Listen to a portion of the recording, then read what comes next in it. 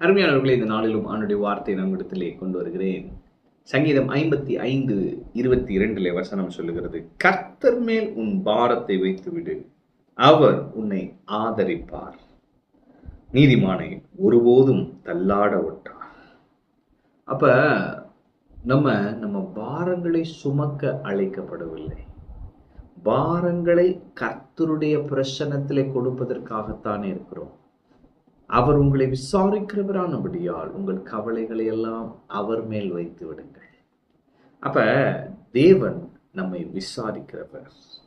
அதான் அவர் உன்னை ஆதரிப்பார். He will take care of you. அப்ப என் பாரத்தை ஏன் கர்த்தர் மேல வைக்கணும்னா அவர் என்னை பார்த்துப்பார். ஒரு குழந்தை பாருங்க, அது பாரம் சுமக்கணும்னு அவசியம் இல்லை. செகண்ட் ஸ்டாண்டர்ட் படிக்கிற பிள்ளைய நீங்க வச்சுக்கோங்களேன். இப்போ இன்னைக்கு வயசு பிள்ளைங்களே நிறைய அப்படித்தான் இருக்காங்க. அப்பா அந்த குழந்தையோட போகிறப்ப, ஸ்கூலுக்கு போகிறப்ப, இந்த குழந்தை நல்லா கை வீசிட்டு ஜம்முன்னு போகும் பாருங்க.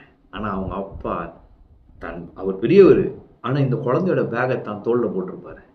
அந்த குழந்தையோட லஞ்ச் பேக் அவர் வச்சிருப்பாரு. அப்போ அங்கே அவரோட ரெப்புடேஷன் எல்லாம் பார்க்க கூட மாட்டார்.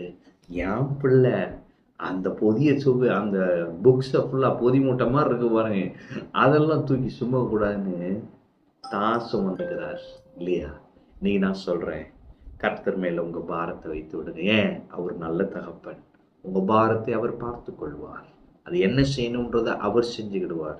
உங்க பிரச்சனைகளை அவர்கிட்ட கொடுத்துட்டீங்கன்னா அது அழகாக ஹேண்டில் பண்ணுவார். அவர் உங்களை ஆதரிப்பார். ஏன்? அவர் உங்களை விசாரிக்கிறவர்.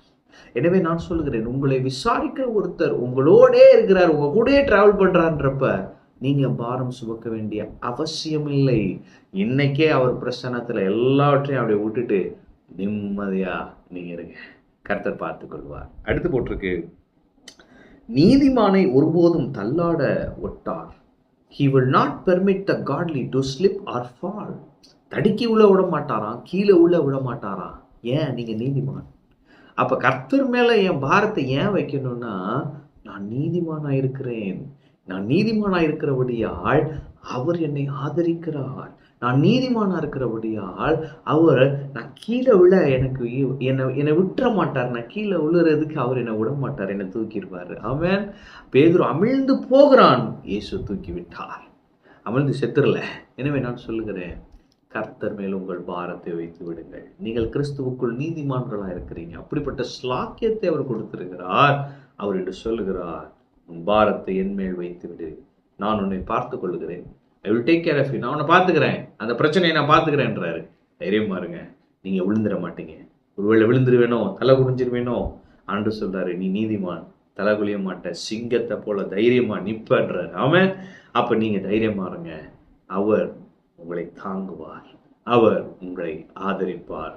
நீங்க பாரம் இல்லாம நல்ல நிம்மதியான பரிபூரண வாழ்க்கை வாழ்வீங்க. ஆமென். கர்த்தர் உங்களோடு இருக்கிறார். கர்த்தர் உங்களை ஆசீர்வதிப்பார்.